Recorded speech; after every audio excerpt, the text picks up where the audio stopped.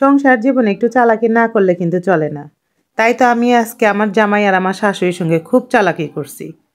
গতকালকে রাত্রে ভাত রান্না করছিলাম, অনেকগুলা ভাত ছিল। কি করব সকালে তো এদেরকে মানে যা খাওয়ানো তা খাওয়াই দিছি। তো ভাত কয়টা ছিল, আমি আবার কি করলাম, একদম ভর দুপুরবেলা সেই ভাত কয়টাকে মরিচ দিয়ে মাখায় খাওয়াই দিলাম। খাওয়ানোর পরে কিছুক্ষণ পরে আমি জিজ্ঞাসা করলাম যে আপনারা কি দুপুরে আজকে ভাত খাবেন? বলে না, এমন সময় ভাত মা খাই দিছো, আর তো দুপুরে আজকে খেতে পারবো না। চালাকি করে ভাত কয়টা কিন্তু আমি শেষ করে দিলাম, আর দুপুরে তাদেরকে আজকে আর খাইতে দিলাম না বললে ভুল হবে। তারা এমন সময় খেতে দিছি, তারা আর চাইলেও দুপুরে খেতে পারলো না। এই তো দুপুরবেলা খেতে না পারলে কি হবে, দুপুরের দিকে আবার এদেরকে চা বানাই দিলাম। আমার খালা শাশুড়ি আসছিল, তাকে সহ আমার শাশুড়িকে চা বানাই দিলাম, ইস্তেকের আব্বাকেও চা দিলাম। সবাই চাটা খেয়েও যে আবার ক্ষুধা ছিল সেটা মরে গেল।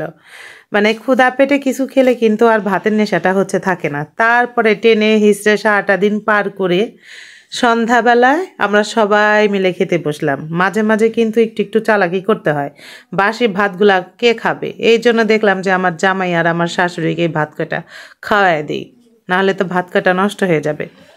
আচ্ছা যাই হোক, এখন আসি রান্না বান্নার কাজে। যত যাই করি মানে একবেলা যদি একটু কম খাই, আর একবেলা তো অন্তত পেটে দিতেই হবে। এই জন্য আবার রান্না বান্না করতে বসলাম। রান্না আজকে কি করব ভাবছিলাম, তো ইস্তাকের দাদিমাকে জিজ্ঞেস করলাম যে কি রান্না করব। বলল যে করো মাছ টাছ কিছু একটা রান্না করো। বলার সাথে সাথে আমি আবার ফ্রিজ থেকে মাছটা বের করে, আজকে আবার মাছ ইস্তাকের আব্বা যেহেতু বাসায় ছিল, তো ওদের দুজনকে মানে ছেলেকে আর ছেলের বাপকে জিজ্ঞেস করলাম যে কি দিয়ে রান্না করব। তো একজন বলে মাছ ভাজি করো, একজন বলে মাছ দু পেঁয়াজি করো। তো দেখলাম যে দুজনের কথায় রাখি। ওই যে বলে না যে আমরা বাজারে যদি কোনো কিছু দাম দর করি, তখন কিন্তু দেখা যায় যে দোকানদার যদি একটা দাম বলে আর একটা দাম আমরা মিডল পয়েন্টে বলি, তখন বলি যে ঠিক আছে আপনার দামটাও থাক আমার দামটাও থাক, এখন এই দামেই নেন। তো ব্যাপারটা হয়েছে সেরকম। ছেলে বলছিল ভাজি, ছেলে বাপ বলছিল দো পেঁয়াজি। তো ভেজে দো পেঁয়াজি করলাম কড়া করে, তাহলে কিন্তু দুইটা পয়েন্টের মধ্যেই রইল। তাই তো এখন রান্না বান্না করতেছি। আসলে দো পেঁয়াজিটা খেতে আবার ইস্তেকের আব্বাও পছন্দ করে, ইস্তেকও পছন্দ করে। আর সাথে করব একটু ভাজি আর একটু ডাল।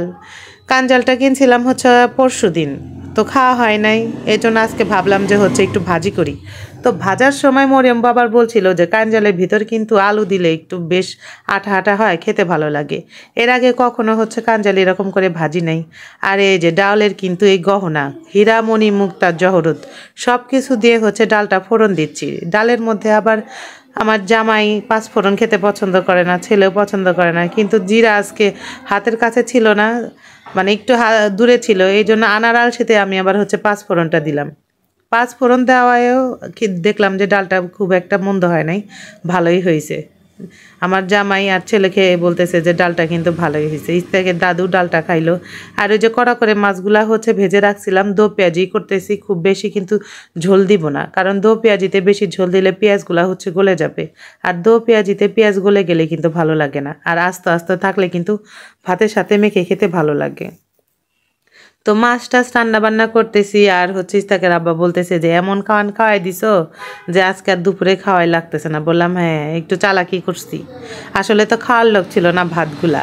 আর আপনি ভাত যেহেতু পছন্দ করেন, মানে ভাত মাখাটা শুকনা মরিচে মেখে দিলে আবার খেত না। এদিকেই কিন্তু আমি ডালটা ফোড়ন দিয়ে এখন আসলাম কাঞ্জাল ভাজি করার জন্য। ওই যে বলছিলাম না যে কাঞ্জাল পরিমাণে একটু কম হয়েছে, আর মরিয়ম্বু বললো যে কাঞ্জাল ভাজির মধ্যে একটু আলু দিলে বেশ ভালো লাগে, খারাপ কিন্তু লাগে না। একটু হলুদ দিলাম, ভাবলাম যে হলুদটা পরে দিই, তা দেখি যে না, এখন একটু হলুদটা দিলে কালারটা বেশ সুন্দর আসবে। এই জন্য শুরুতেই হলুদটা দিয়ে একটু নাড়াচাড়া করে নিচ্ছি।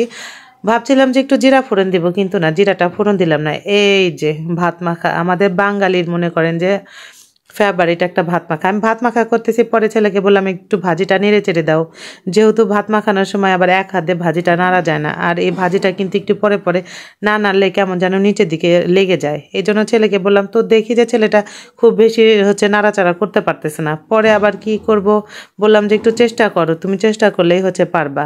এই তো ভাত মাখা কিন্তু হয়েই গেছে। এত মরিচ দিছি, তারপরে ভাত মাখাটা নাকি খুব একটা ঝাল হয় নাই। এদিকে হাত মনে করেন যে আলগা নাই, আর একটা কাজে গেছি। পরে যে আমার ইস্তাকের আব্বাকে বললাম যে আপনি একটু ভাজিটা নেড়ে দেন, ছেলে যেহেতু ভাজিটা ঠিকঠাক মতো নাড়তে পারতেছে না, আর তলায় লেগে গেলে ভালো লাগবে না। এই যে মাছ রান্নাটা বলেছিলাম না যে পেঁয়াজগুলো আস্তে আস্তে রাখবো, পেঁয়াজগুলো কিন্তু আস্তে আস্তে রাখছি। মাছ হচ্ছে সুন্দর সফট হয়েছে, এরকম করে মাছ ধোয়া পেঁয়াজি কিন্তু খুব খেতে ভালো লাগে। আর এই দেখেন কথা বলতে বলতে কিন্তু আমার একে একে সব রান্না বান্নাই হয়ে গেছে। কথা বলতে বলতে এর মধ্যে কিন্তু অনেক সময় পার হয়ে গেছে।